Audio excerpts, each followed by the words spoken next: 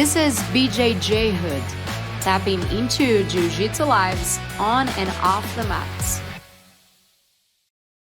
Hello, we are back. This is the BJJHOOD Podcast. I'm Baby, your host. I'm Shay, your co-host. We're here to share inspirational stories about women in Jiu-Jitsu and how the martial art changed their lives. Today with us, we have Amy Ford. She's a purple belt in Jiu-Jitsu competitor, a certified neuro-linguistic programming practitioner, and Amy helps youth, amateur, and professional athletes, as well as business owners and professionals. Amy, welcome to the BJJHOOD Podcast. We're happy to have you here today. Thank you so much. I'm happy to be here. Of course. And we always start with the same question for everybody. Like, how did you find jiu-jitsu? How did you start?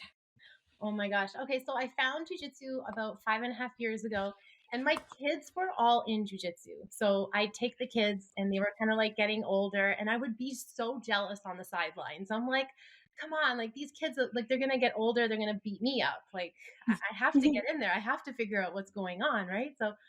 But at the same time, I had also been dealing with a lot of anxiety issues. I think at that point, I had been agoraphobic for almost 7 years. So it was really difficult for me even just to like leave the house and get to the mailbox without having a panic attack. Or like it was a huge struggle for me. Like my husband at the time would run all the errands and I'd just be at home with the kids. But then I had this burning desire to go and start jujitsu. And it was like one of the things that have dramatically changed my life because I went to my first class shaking like a leaf. I was like, I can't even believe I'm here. This is crazy. But I loved it so much. And it just sparked that, that jujitsu spark inside of your heart. And you're like, I need to keep doing this. And it kept pushing me and pulling me out of my shell because I would be so anxious some days trying to make it to class. And there was something inside of me being like, okay, like if you don't go, you're going to regret it. And I used to repeat that mantra. Like if you skip class, you're going to regret it. You're going to regret not going. And that really kept me going. And once I started, I was hooked, like hook, line, and sinker. I was obsessed. I was trying to get there every day. And that expanded the rest of my world because I was like, wait a minute, if I can go to like a co-ed jujitsu class, then I can go to the grocery store and pick up like some milk and get home, right? So I started using jujitsu as the benchmark to help expand the rest of my life. So yeah, I really love jujitsu for that. Is there anything in particular that you think on that like first class that you took that made you get hooked? Was it? Honestly, I just loved the way that it made you be present and in your body. And I think for a long time, like being as anxious as I am, my thoughts can kind of run away with me. But with jujitsu, like you have to be right there. You have to be right there with the person, or you're gonna get strangled. I also loved the chest. It's almost like the chest game component. I love the intelligence that you have to kind of find within yourself to find the movements and the next moves and kind of break it apart, right? So it was really like I love the game part of aspect of it as well because I just like puzzles and trying to figure things out and I'm competitive, so it just kind of pulled all of these things within me out that I'm like, this is so fun. It's like a puzzle and I get a great workout and I'm present, and yeah, I loved all of it. What did you call it? What type of anxiety was it? I was agoraphobic, so I had just had so many panic attacks everywhere that I just closed up. I was like, okay, I can't go there because I'll panic there. I can't go there because I'll panic there. So I was just home. I was home based for a very long time. And when did that start? I was always like a pretty anxious person, but that probably started during one of my pregnancies. I had like the pregnancy anxiety, and it was like a really stressful time. And then from that moment, I was just like, yeah, we're not going anywhere. And we're done. So yeah, that I was could some relate. Yeah? I would definitely I wasn't that bad, but like I have anxiety, and I would say that after I had my first kid, especially like once I had him, it was really hard for me to do functions. Yes. And to go away and to be in large crowds. I remember going to Stagecoach because my girlfriend was like, hey, I have extra tickets. Do you want to come? And she convinced me. And it was like my first time. And I think he was like 2 years by then, right? Like you should have been over like the baby phase. and I had just a horrible time. Like, I had a good time, but like I had a horrible time because it was just like out of my element. I wanted nothing to do with anything that was happening. It wasn't fun. And I actually ended up like ending the trip early, and she was like really upset with me, but it's like I have to go home. Like that, like I'm not having fun at all. There's no point to this. Yeah. And it took a long time to get out of that shell. So I feel you. I probably wasn't as bad as you, but like it definitely is something that I think happens after pregnancy for some women. Yeah, it was really challenging, and it did take us so long to come out of it, but that's where like NLP came in and really helped transform my ways even more. Where then I was uh I was not only anxious, but I was also very self-conscious too. I'll Mhm. share the pictures with you. I don't know if you saw them on my social media, but very self-conscious, had so many limiting beliefs, didn't think I could accomplish anything. And then through my work with neuro-linguistic programming, I'm like shedding layers, changing thought patterns. And then now I'm like traveling alone to San Diego to train out of Atos. I competed at Worlds in Vegas. I went to Portugal. And I'm like, oh my God, I'm doing this like all by myself. And I'm like, I won a competition. I never in my wildest dreams would have ever thought that I'd be like so anxious I couldn't leave my house to then winning a jujitsu competition. Yeah. Wow, Right. So that's awesome. yeah, it was like that was like a full circle moment for me. And I haven't won like any huge amazing accolades, but that to me is like my own personal, like Yeah. very special gold medal. Cause I'm like, yeah, fuck yeah, did it. I wanted to ask you a thing. So, like, I don't have kids, right? And never been pregnant or anything like that. But what is the thing that you guys think that makes the women after they go through the pregnancy or even while they're pregnant that makes them so anxious about it? Is it like leaving your kid by themselves at home or being afraid of like, oh my God, if I go somewhere, I might die and now my kid's going to have nobody? Like, what do you have any like little things that you think that could be that makes you so anxious and that makes you not want to leave your house or not want to leave your kid? Yeah, I feel like I don't know if it was the same for you, but there's a lot of hormones involved, right? And with the hormones comes like postpartum depression. You can get postpartum anxiety or prepartum anxiety. Like there's so many different aspects to it, layered on top of worrying about the kids. For me, I had a lot of like also like traumas and like everything was just mixed in. It was just kind of like a perfect storm. And I kind of feel, and I tell my clients this, that like our bodies are very intelligent, so a lot of times our anxiety, when it's coming up within our body is just trying to tell us something that needs attention. Like what in our life are we not paying attention to? What do we need changed? What do we need to acknowledge, adjust? What maybe we just need to regulate our nervous system. Maybe we're going to a competition and pushing ourselves so outside the comfort zone that our nervous system is like, wait a minute, this is uncomfortable. Like this is new, right? There's so many different layers to it. That it can be a lot of different things. And sometimes even having children, that can push you outside of your comfort zone as well because you're like, I don't know what I'm doing. I have a kid. Mhm. Yeah, that makes total sense. So from coming to that background of anxiety that you already had, going through everything you went through with the pregnancy, and then starting jujitsu and finding out like reasons to leave your house, and on top of that, taking it to your personal life too, right? Like making jujitsu help you overall with that. Why did you decide to start competing? Like, when was the click that you were like, I need to do this? I have no idea. There's something inside of me that was like, I need to do this. And like, I do have like this competitive side to me, which has been really nice to explore and kind of get to know because I didn't realize I was that competitive. I think for me, it was like this need to prove myself that I could go and do something. And I like to test myself and I like to push myself outside the limit. So I don't know. It was just like this personal, um, like goal of mine that I needed to try and attempt. And then the more that I tried it, I realized, there's something more to competing. Like it's not just when you're at the gym drilling. There's almost like a different game to competition. Like you have to think of it completely differently. So I liked figuring that out too, right? So Yeah. I kind of got hooked. How was that feeling of that first competition? Because from what we talked, like I compete too. Shay competed before too. Um, and what I feel and what I think, like most people that we talk to that are competitors, it's like, I think after you sign up for the tournament, that's when you start having the nerves and you're like, oh my God, I'm doing this. And people think that like the more you do, you don't feel nervous anymore. And it's not like that for everybody. I think you kind of learn how to like deal with the emotions and learn how to deal with the excitement, the being anxious and everything that goes around competing.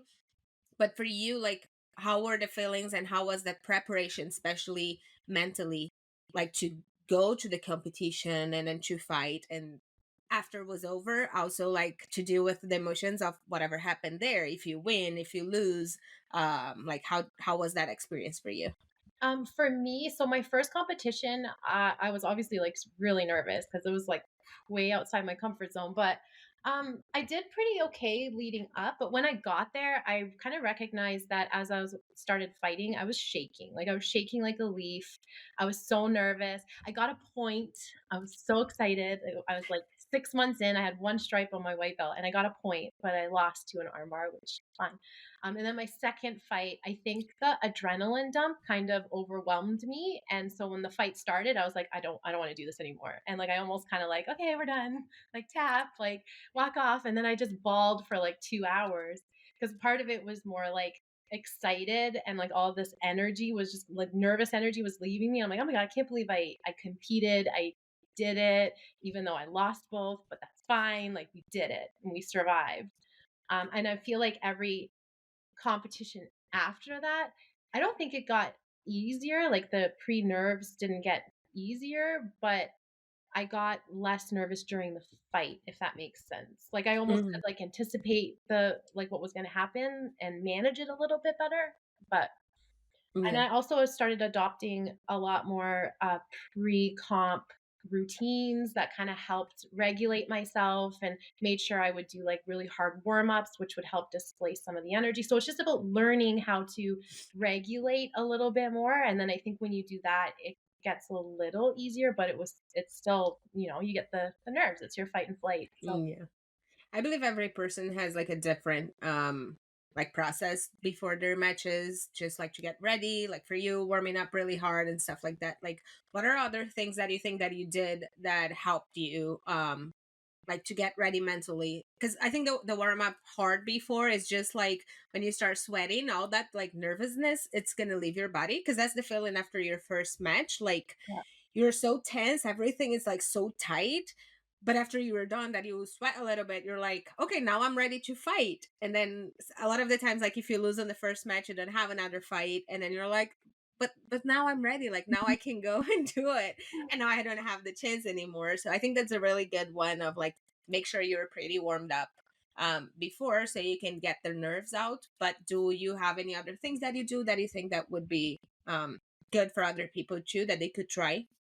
Yeah, for me, it was my mindset has always been one of the first things I'm always kind of looking at, right? So if you go from my first jujitsu match where I was like, I'm just going for the experience. I don't care if I win or lose, right? Like that was my mindset. So what do you think is going to happen? Of course, I'm probably going to lose. I'm not really going at with a competitive edge, right? So I did a lot of the work with NLP, which helps kind of adjust your mindset and kind of or reorganizes your unconscious mind so you can kind of look at things differently. And then the next matches, I kind of went through a period of time where a lot of things in my life were falling apart. So then jujitsu, there were some times when I was in the bottom and I felt like I was losing control, I would panic.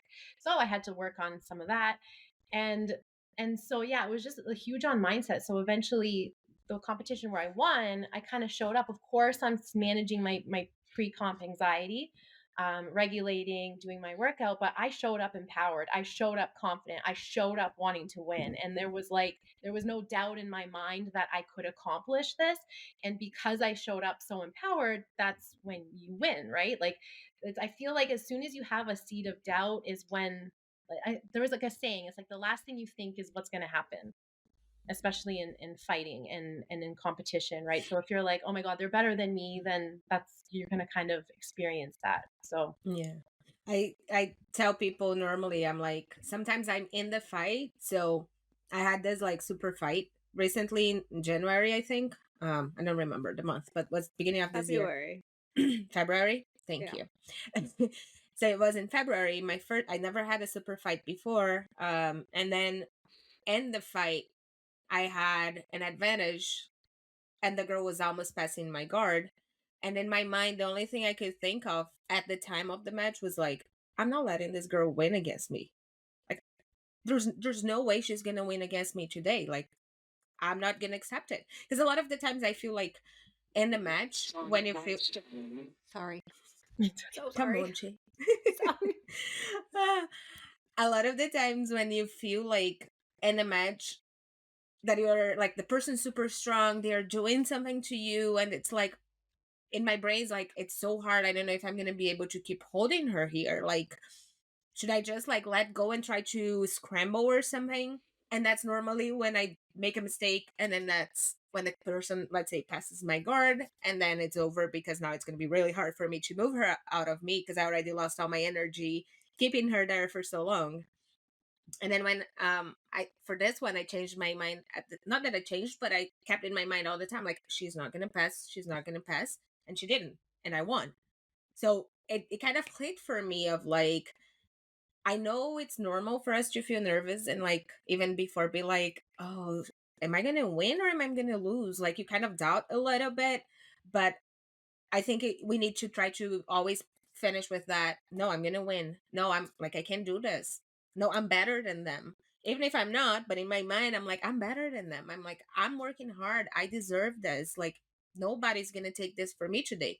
And I think that's the biggest thing that like the world champions that win all the tournaments that are like big, they have that mindset. Of course, there is a lot of like technique and everything else involved, but it's the mindset. It's like what people call is the heart. Like if you don't have the heart to win, you're not probably not gonna win because somebody else is gonna want that more than you.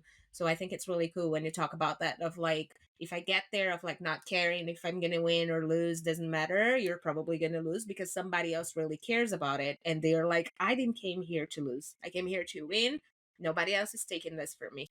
So it's really I think it's a really important piece of advice of like work on your mind as much as you work on your techniques, as much as you work on your body, because that might be the little thing, the difference that you have against your opponent, right? Yeah, 100%. I actually just saw this video today. Actually, it's kind of funny you bring that up. And they were studying athletes and they were like, what sets the top 10 tennis players apart from the top 25? And it was all mindset. Like everybody's putting in their work, everybody's doing strength and conditioning, everybody is doing their technical stuff. But what sets the top 10 apart is their positive mindset. So even if they take a loss or if somebody does pass, like get a shot against them or whatever, they're not like, oh God, they're winning. It's like reframing that, okay, how am I going to win? How am I going to do better? What did I learn? And they're constantly Mhm. adapting in a positive way instead of spiraling negatively, right? Because then that's when you start losing your focus and you start losing, the positive momentum on your game. So it's really Yeah. important how you talk to yourself internally as well, which can set you Yeah. apart.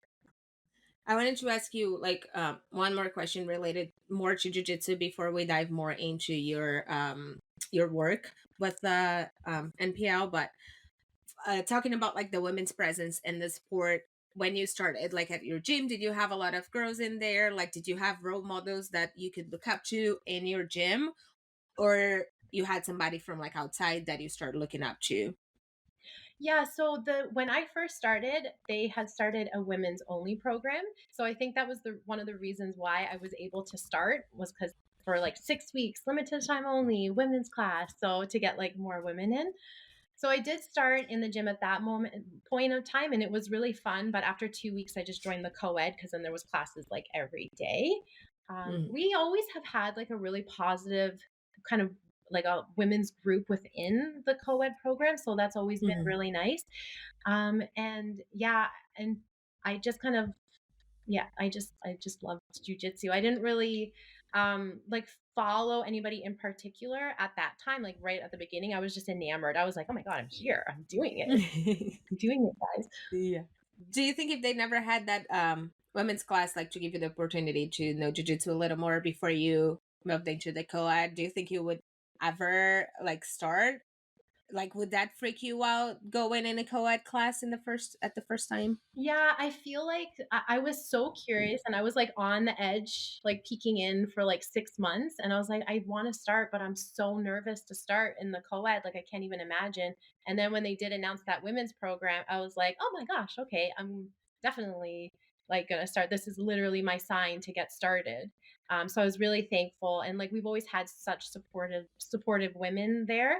And then, yeah, now I go down to a gym in Toronto that has like an enormous women's program. So it's so fun going in there and like training with other women who are like my size, my weight. And it's so different, right? Like when you can actually find somebody who's your size, that we don't go easy on each other. We're trying to smash each other, where sometimes the men, they'll either give you too much or too little. And it's kind of hard to actually find what you can actually do unless you're beside someone who's like your height, weight, size, belt color, you know what I mean? Then you know where it's at. So it's been fun going down there too. Yeah, we always talk about that too. Like, for me at least, I think it's really important to people to train with men. I think, especially for the self-defense point, like you have to know that your technique can overcome somebody that it's like bigger or stronger than you. But when you go through the bouts, let's say you're a purple belt. Now, if you go against a man that is also a purple belt, but he is 190 pounds and you're like 130, like it's really hard for you to really feel, am I really doing this? Like, is he letting me do stuff? I mean, I think at some point you can feel, kind of like when they're letting you do and when they're not. But it's hard for you to measure where you were at with your jiu-jitsu when you just roll with men. And then when you have the opportunity like to go against women that are your size, even maybe higher belts, but at least like, okay, this is what I can do, this is how much how strong I am, and like these are the things that I really need to work on. While when you go against the men, it's a little harder to have that like that point, right? Just to understand everything that you were doing. And again, when you compete, that's the opportunity, because that's when you're going with people your age, your weight, your belt. Like that, for me at least, is the best way to like find out where your jiu-jitsu is at and what you can do, what you cannot do to improve. So that's good. Hi, Baby here, interrupting my own podcast just to ask you for a favor. If you are liking this episode, make sure you hit that like button and the follow if you don't follow us yet. We are on your favorite podcast platforms, and we're also on YouTube with subtitles in Portuguese, so you can see our faces there. If at the end of this episode you think a friend might learn something from us today too, make sure you hit that share button. That's really, really important for us to keep getting to more people and to start bringing more people here to the podcast. If you don't follow us on social media yet, we are on Instagram and TikTok as BJJHOOD Podcast. So make sure you're following us there, leaving comments and suggestions for us. I'll let you to continue with this episode, and I'll see you soon. As you were talking, Babby, I've never had this thought, but I get nervous, I think, when I go against women, just at like regular practice, like, because I do a lot of co-ed and I go with men more often than not. But whenever I'm paired up with another lady or a new person from the gym that maybe is a higher belt, like I legitimately get nervous. It's like a test, like, okay, what am I going to be able to pull off? and am I going to be able to do this, or I'm going to just completely get annihilated and humiliated, and I'm going to have to restart thinking my game, So every time I go against a woman, that's like my mindset. Like it's a full on kind of little mini match. Yeah, it's almost like a competition. Not that you want to compete with her, but in your mind, it's like, now I can really like feel it and see it, right? Yeah. Like, what do I got? What's in my toolbox today? Yeah, that's awesome. Okay, now switching a little bit, Emmy, to your neuro-linguistic programming. Explain to us a little more, like for people that don't even know what that means, like what is the NLP? NLP is neuro-linguistic programming, so it stands for like brain, language, and it's just a way of kind of remapping how we kind of interpret things using language and words. It's kind of hard to explain, but it deals with the relationships between the conscious and unconscious mind. So our conscious mind is operated by our unconscious thoughts. And for instance, like I always use this as a perfect example. One of my IBJJF athletes, he was having a hard time sending it in comp. Like anytime he was in competition, he was scared to put it all on the line out of fear of failure. Because he's like, well, if I put everything out there and then it's still not good enough, then like why am I like bridging like, and it was this big block, like he wasn't winning and he was having such a hard time. So with NLP we use different modalities such as like disassociation or state elicitation to kind of appease this part of him that feels like he can't be enough. And then after the work we've done, then that block is gone. So now he's going to competition without that fear of failure. So he's more like, he has more inhibition. He can tap into flow. He can be more ease, because when we are fighting and we start getting like tight because of fears and anticipation, and our mind is playing like he's fucking with us, then it makes us tense, right? And it's harder to find that flow, where if you can actually like go in and trust yourself and trust your game and trust that you have all of your abilities within you, then that's when you're going to do your best jujitsu. So it's kind of hard to explain like how like or what NLP is without actually experiencing it, but it's just a really good way of like putting your brain, like reorganizing some of these thoughts that can spin out of control. Sign me And up. yeah, it's Sorry. so helpful though, because the other thing too, it's like even with some jujitsu fighters, we will reach back at some of our negative experiences, at some of our negative matches, at some of our losses. Like, oh my God, like if I do this again, like that's how our unconscious mind is working. It's always like trying to find the patterns and then trying to keep you safe in your future. So if we are approaching a jujitsu match and we're always reaching back at all of these bad experiences, then we're going to be a little more cautious. We're going to be a little more hesitant. We're going to be, you know what I mean? But it's a really good way of neutralizing those emotions experiences. It doesn't erase it. You always remember them, but when you reach back to them, it doesn't have that emotional charge anymore. It's just something that's happened. It's a way to let go and move on. So Yeah. that way, when the athlete is looking towards their match, and we can reach back at positive moments, at positive matches, at all of our positives, right? Because, and that's called like switching from a negative feedback loop to a positive. Like if we're always reaching back to the negative, to the negative, to the negative, then guess what we're going to create in the future? More negative, right? So Mhm. it's just a way of like switching things around. Yeah, I think when you were talking, it made me think about there is something that I always tell my husband when I'm fighting. It's like at the gym, it's like I feel comfortable on trying stuff, and I think that's normal too. But trying stuff and like kind of opening my game, I don't feel that I need to keep my guard closed and all tight and like not even try to do a sweep because I'm afraid that if I do it wrong, the girl's gonna pass or whatever.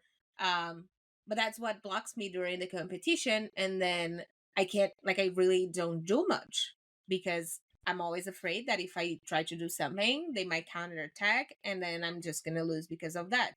And I think from what you said, it would be pretty cool to open my mind in this case, and be like, hey, you have to try, because if you don't open your guard and try to sweep, like, what are you even doing? Like, you're not doing anything. Yeah. Or if you're in somebody else's guard and you're not even trying to stand up and open, you're just like holding there for life because you're so scared that they're going to sweep you, like, you're not going to do anything. Like, there's no movement, right? So when you were talking about like the flow and stuff like that, and when we watch like higher levels fighting, a lot of the times that's what I feel. And I tell people, I'm like, do you see that it looks like he's just like flow rolling at his gym, and it's like it doesn't even feel that there's effort on it. It's so effortless, like it's just move and choop choop, submission, over, done. It didn't even look like his sweat, and I'm sure it's not, but for us from looking outside, it just looks like so smooth.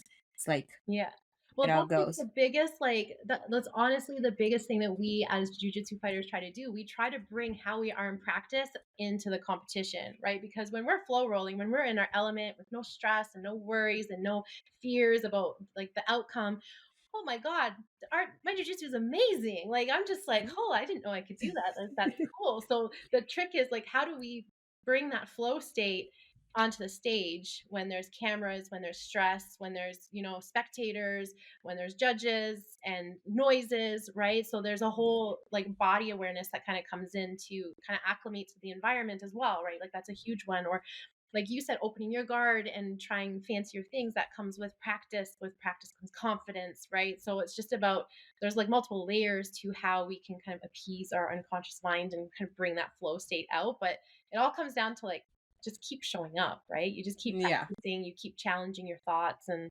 And then eventually we're just going to be world champions and take over the Yeah. world with world domination. Hopefully. So when somebody wants to work with you, how does that process goes? So I have a link tree on my Instagram. So I work one-on-one with people. I am creating a like flow state fighter course that people will be able to purchase, as well as an ebook, and it all comes with like a toolkit as well. So there's like worksheets that you can work through to help with your confidence and remember who you are, to combat negative self-talk. So it's pretty comprehensive, and it'll also explain to the fighters like the different how to manage anticipatory anxiety, environmental fight and flight, and how to challenge your limiting beliefs on competition. So that's like literally going to be coming out today or tomorrow. Oh, wow. And then also, as well, one-on-one coaching. So, and that's when I use the NLP techniques to um, help things. So That's awesome. And What would oh sorry. go Shay. No, go. I was just like, just for somebody that like I don't know anything about it, like what would be like one of the techniques that you would like? I'm just thinking of myself. Like I deal with anxiety every day. I talk to Bobby about it, sometimes, and we just laugh. It's like a ongoing joke. But like, what would, if somebody was interested in like me, like what would one of the techniques like from like I'm not a worksheet person, like that sounds dreading to me to like sit there yeah. and like write down like what I'm confident in. Like I'm like, oh, I'm done. I don't want to do that. Like what would be one of the techniques that you would use maybe in your like one-on-one? On my one-on-ones, there's a variety of them I rely on. Like some of them is like pulling out and disassociating from whatever it is.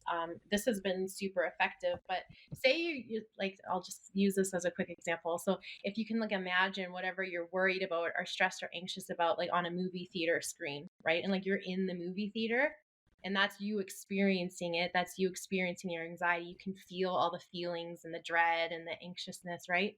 But if you pull yourself, your full awareness out now and like sit in the throes, and now you're watching yourself separated a little bit from what you're experiencing, does that minimize or decrease the feelings now?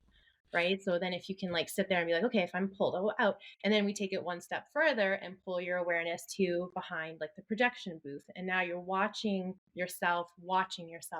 So you've removed yourself 2 times from the stresses. And now it's kind of like completely dissipated whatever feelings you were feeling, because now you're outside watching in. Right. So that's just like a very surface level. I have a couple other like really more complex ones where we kind of do state elicitation and wipe out the negative feelings. But that's a good one to like kind of separate. So if you find yourself spinning with anxiety, I do that all the time. I'm like, okay, like I'm in it, like I'm looking at it right here. But if I can pull my awareness out 2 steps and just like look down on it, it kind of like removes the buildup of tension in your body, right? Got it. Nice. All right. I That's saw a good that idea. you. Thank you. Yeah, no worries. I saw that you already have one ebook, right? Strategies to improve anxiety and increase self-confidence. This one is out. Anybody can buy that one. I just wanted to ask you, like, for who is this ebook? Like, would it be good for Jiu-Jitsu athletes, or this new program that you're coming up with? Is it going to be better for Jiu-Jitsu athletes specifically? Because you work with like other types of athletes, you work with like business, you work with like different people. They're not just from the jiu-jitsu world. So specifically on the ebook, would that be good for jiu-jitsu too? Yeah, so okay, I'll be completely transparent. So I made the ebook, and I'm like trying to I don't know, I labeled it anxiety and like extra confidence, and I'm like, wait a minute, I should have just done like flow state fighters, because that's who I wrote it for. So I'm changing the title and adding a little bit more information, so it is good for jiu-jitsu athletes and any athlete that may be watching this, because I talk about all that stuff as well. So yeah. Okay. Yeah. So the new ebook that you're coming up, it's like adding more stuff to this ebook that it's already out there, and like changing some stuff on it. Yeah. Got it. And then that's the one that you said that it's coming out today or tomorrow, or is it already the course? Okay, so that ebook, like the flow state fighters, is going to be out today or tomorrow. It's going to probably replace the one that's there. not to overcomplicate it. And then I'm going to continue building out this bigger expanded course, which should be done by mid-May. So nice. So that's probably when this episode's coming out, like beginning of May, somewhere like that. So it's gonna be a little closer, and then people would be able to find that course also on your Instagram or in your website.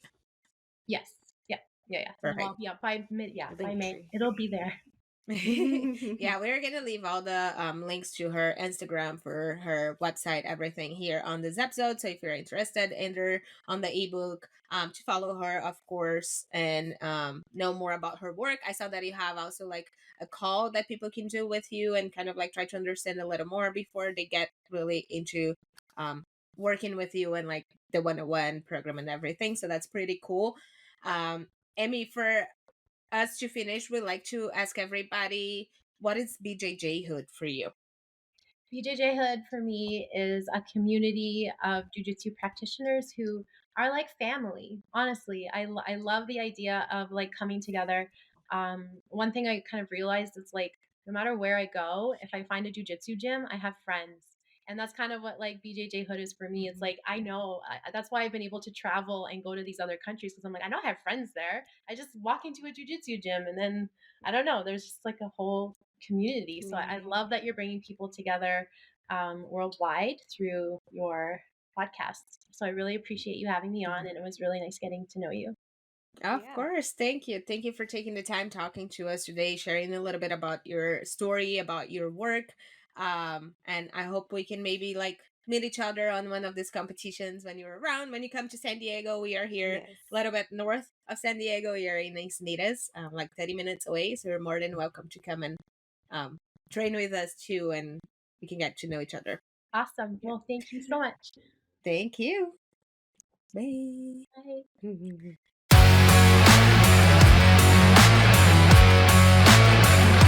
Thanks for listening. Would you like to share your story? Email us at bjjhoodpodcast@gmail.com. You can also follow us on Instagram at BJJHOOD Podcast.